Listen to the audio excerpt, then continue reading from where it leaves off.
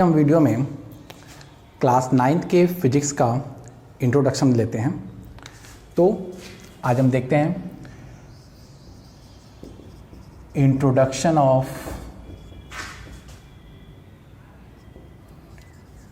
Class 9th physics. Class 9th के में totally 5 chapter हैं। फर्स्ट चैप्टर है मोशन,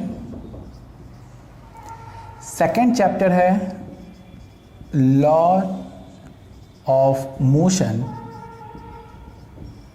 और इसका एक और नाम है और फोर्स। थर्ड चैप्टर है ग्रेविटेशन और इसमें एक पार्ट है फ्लोटेशन। फोर्थ चैप्टर है वर्क, एनर्जी एंड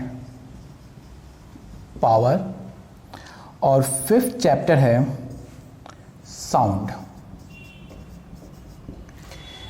ये टोटल 5 चैप्टर आपको क्लास 9th में पढ़ने हैं और इनमें ये जो 4 चैप्टर हैं, ये 4 चैप्टर बहुत ही इम्पॉर्टेंट हैं क्योंकि ये चारों चैप्टर आपस में इंटरकनेक्टेड हैं। जैसे सबसे पहले हम पढ़ेंगे चैप्टर मोशन। तो जब हम जानेंगे कि मोशन क्या है, मोशन में कौन कौन से कैरेक्टरिस्टिक्स हैं, तो जब हम मोशन और उसके कैरेक्टरिस्टिक्स को जान लेंगे तब हमें ज़रूरत पड़ेगी कॉज ऑफ मोशन की, यानी मोशन होता क्यों है। तो कॉज ऑफ मोशन बताने के लिए सेकंड चैप्टर है लॉ ऑफ मोशन और फोर्स, यानी मोशन के लिए रिस्पॉन्सिबल कौन है, मोशन का कॉज क्या है, फोर्स। तो फर्स्ट चैप्टर जब तक आपका अच्छे से क्लियर नहीं होगा तब तक आप सेकंड चैप्टर अच्छे से क्लियर नहीं कर पाएंगे, उसका कॉन्सेप्ट अच्छे से समझ में नहीं आएगा। तो जब हम फोर्स पढ़ते हैं, सेकंड चैप्टर पढ़ते हैं, तो फोर्स के 3 लॉ हैं न्यूटन्स के, फोर्स की डिफरेंट डिफरेंट कैरेक्टरिस्टिक्स हैं, उनकी प्रॉपर्टी है, उनका एप्लीकेशन है। तो मोशन पढ़े तो मोशन से आपका सेकंड चैप्टर का बेस बनेगा, उसका कॉन्सेप्ट क्लियर होगा। जब आप सेकंड चैप्टर, फर्स्ट चैप्टर और सेकंड चैप्टर अच्छे से स्टडी कर लेंगे तो फोर्स का ही एक फॉर्म है ग्रेविटेशन और फोर्स का ही एक फॉर्म है फ्लोटेशन।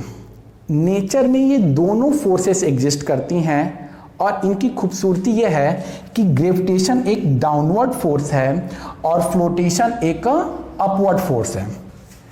तो इससे आपको क्लियर हो गया होगा कि दोनों टॉपिक्स को एक साथ एक चैप्टर में क्यों रखा गया है, क्योंकि दोनों ही फोर्स हैं, ये इनकी सिमिलरिटी है, लेकिन डिफरेंस क्या है कि दोनों अपोजिट डायरेक्शन में लगते हैं और दोनों के लगने का रीजन और कंडीशन अलग अलग है।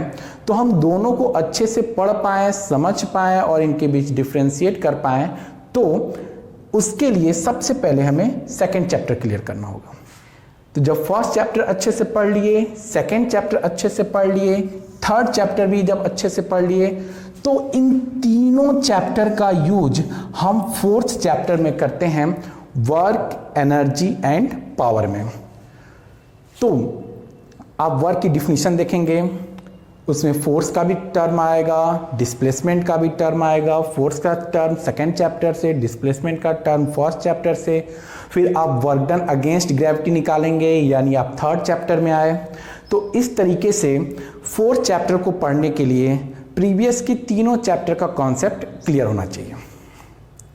फिफ्थ चैप्टर इन चारों से थोड़ा सा अलग है क्योंकि ये वेव फिजिक्स के वेव मैकेनिक्स पे डिपेंड करता है।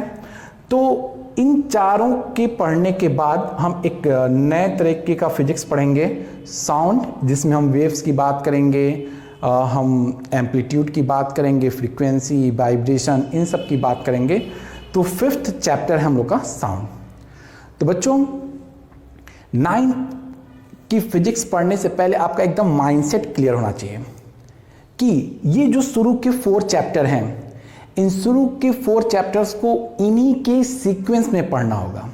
अगर आप सोचें कि हम मोशन को स्किप करके हम लॉ ऑफ मोशन की अच्छे से स्टडी कर लें, या हम इस सेकंड चैप्टर को स्किप करके हम थर्ड चैप्टर की अच्छे से स्टडी कर लें, तो ये पॉसिबल नहीं है।